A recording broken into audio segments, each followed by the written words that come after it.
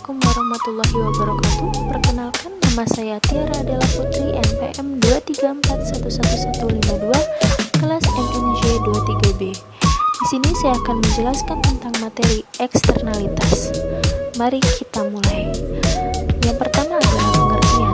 A. Eksternalitas. 1. Pengertian eksternalitas.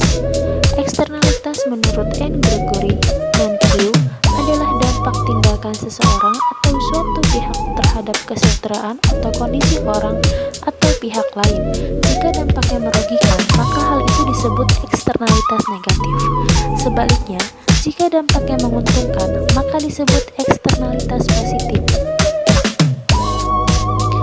Eksternalitas adalah biaya atau manfaat yang timbul karena beberapa aktivitas atau transaksi yang ditimbangkan atau dikenakan pada pihak lain di luar aktivitas atau transaksi itu. Kadang disebut dengan tumpahan atau efek lingkungan. 2. Eksternalitas timbul karena tindakan konsumsi atau produksi dari suatu pihak mempunyai pengaruh terhadap pihak lain yang tidak ada kompensasi yang diterima oleh pihak yang terkena dampak tersebut. Syarat terjadinya eksternalitas ada dua, yaitu A. Adanya pengaruh dari suatu tindakan, dan B. Tidak adanya kompensasi yang dibayarkan atau diterima.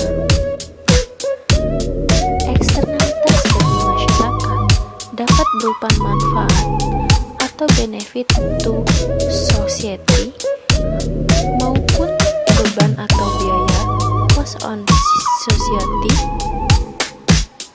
Dikarenakan adanya aktivitas produksi dan konsumsi, manfaat maupun beban ini tidak hanya dirasakan oleh orang yang berkepentingan langsung dengan perusahaan tersebut sebagai pemilik, konsumen, pekerja, pemerintah, atau masyarakat, namun juga dirasakan oleh masyarakat lain yang tidak berhubungan langsung dengan aktivitas dan keberadaan perusahaan tersebut.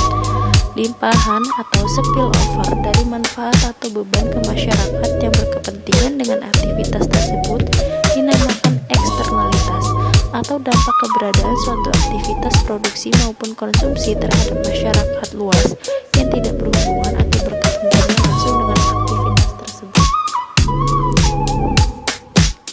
A. Eksternalitas positif. Eksternalitas positif adalah apabila dampak dari suatu tindakan terhadap orang lain yang tidak memberikan kompensasi menguntungkan. Masyarakat akan merasakan adanya eksternalitas atau dampak positif dari keberadaan suatu aktivitas atau produksi atau konsumsi bila kuantitas barang dan jasa sangat sedikit dibandingkan kebutuhan masyarakat. Eksternalitas negatif. Eksternalitas negatif adalah apabila dampaknya bagi orang lain yang tidak menerima kompensasi sifatnya merugikan. Eksternalitas yang berhubungan dengan lingkungan hidup seperti polusi air dan udara, kebisingan, suara ribut-ribut, semuanya mempengaruhi kepuasan orang lain. Masyarakat akan merasakan adanya eksternalitas atau dampak negatif dari aktivitas konsumsi maupun produksi bila kuantitas produksi atau konsumsi barang dan jasa menghasilkan limpahan kerugian, atau konsumsi barang dan jasa menghasilkan limpahan kerugian atau kesulitan. Harmful spillover bagi masyarakat. Eksternalitas bisa terjadi karena agen-agen ekonomi mempengaruhi aktivitas agen-agen ekonomi lainnya tanpa direfleksikan dalam transaksi-transaksi pasar. 2. Faktor-faktor penyebab eksternalitas. Ada beberapa faktor yang menyebabkan terjadinya eksternalitas, yaitu A. Keberadaan barang publik. Barang publik atau public goods yang sering disebut barang sosial atau social goods, atau barang kolektif atau collective goods adalah barang yang bebas dikonsumsi. Pemanfaatan barang atau jasa tersebut oleh seseorang sama sekali tidak mengurangi kesempatan bagi orang lain untuk turut menikmatinya. Barang yang tidak ada tandingan dalam konsumsi dan atau manfaat tidak bisa dipaksakan. Barang publik atau public goods memiliki dua karakteristik, yaitu 1. Tidak ada pesaing atau non-rival. Dalam konsumsi suatu barang bersifat non-rival jika untuk suatu level produksi tertentu, biaya pembiayaan marginal kepada seseorang konsumen tambahan adalah nol untuk kebanyakan barang yang disediakan secara swasta atau privat. Biaya marginal memproduksi barang tersebut secara lebih banyak adalah positif, tetapi untuk sejenis jumlah barang, para konsumen tambahan tidak memberikan biaya. 2. Tindakan eksklusif atau sulit memperoleh non-eksklusif.